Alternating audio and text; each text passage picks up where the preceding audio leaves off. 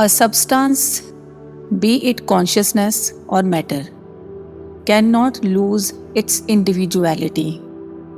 They can intermingle with each other. However, they can never interchange their identity. This is but the universal truth. Namaskar, friends. In the last episode, we studied that we must consider the soul as a sovereign king with whom we want a good relationship. Now comes the query, is one different from one's soul? How can it be possible that I serve myself only? Today, let us try to deal with these dilemmas. Every philosophy and spiritual teacher conveys the same message, that the real I is beyond physicality, peaceful, and capable of doing much more than one can think of. However, easier said than done, most of us are unable to grasp the essence of this statement.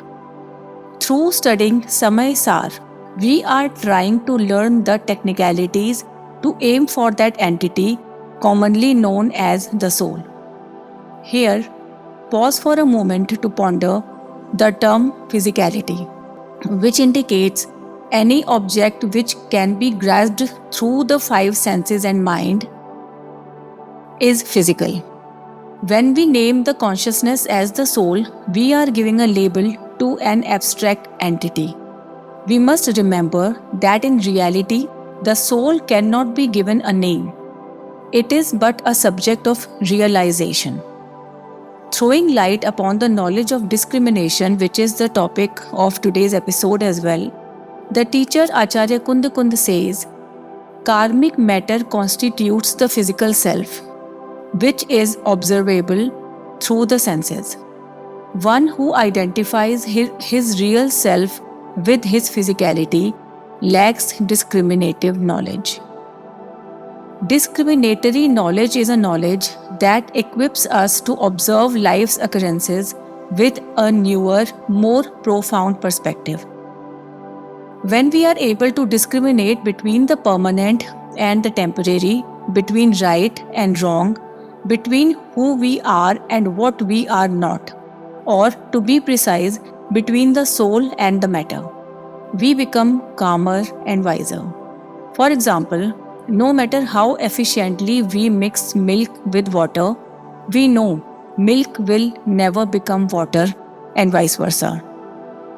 Despite being kept in the same container and sharing the same space points, they continue to maintain their originalities and actual nature. Let us try to understand the same example through emotions. No matter how much we love our partner or how closely we live in the same house or room, we cannot become each other. Each of us never loses our individuality. The same example works similarly with one's relation with the things one possesses. So, there are mainly two active agents that can be observed at any given moment in each of the occurrences. One is the conscious element and the other is the non-living matter, or we may call them the soul and the karma, respectively.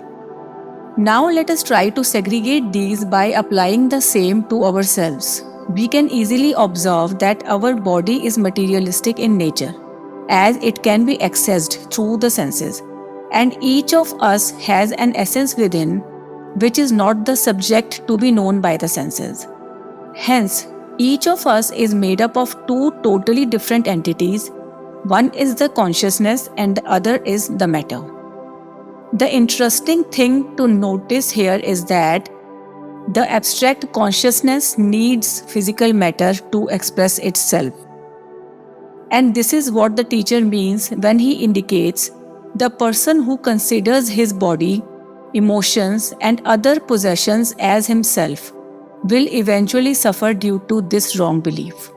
However, if he has discriminatory knowledge, he will be peaceful and joyous because he won't take his worldly possessions as permanent. Now let us deal with the query about how this kind of knowledge serves us.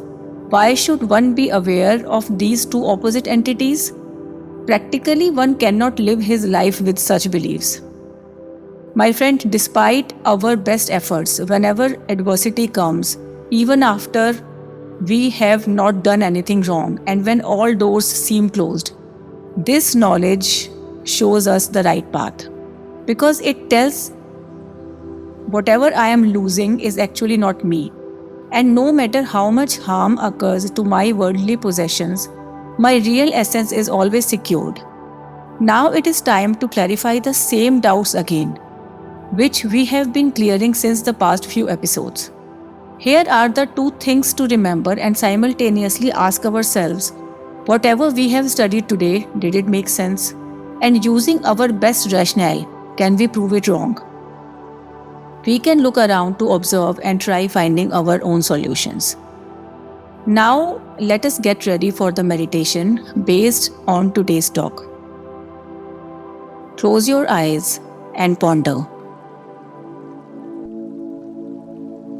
My real essence is beyond physicality. It cannot be given any name, and it is beyond the boundaries of gender, caste, nation, and even this planet. Whatever is physical in nature is not me. I need objects, possessions, and words to express my feelings and emotions, but only for practical purposes. Gradually, I move ahead to discriminate between what is mine and what is not. All my pains and complexities of life are temporary. No one can snatch away or hurt my real essence.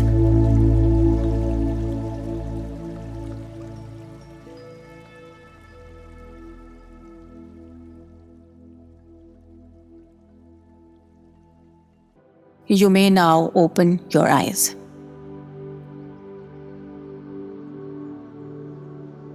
In the end, here are the 5 key takeaways from today's episode. 1. The truth is always untouched and unchanged anyways. We only have to gain the right knowledge to realize it. And as we know now that discriminatory knowledge is the right knowledge, we can proceed on this path. 2.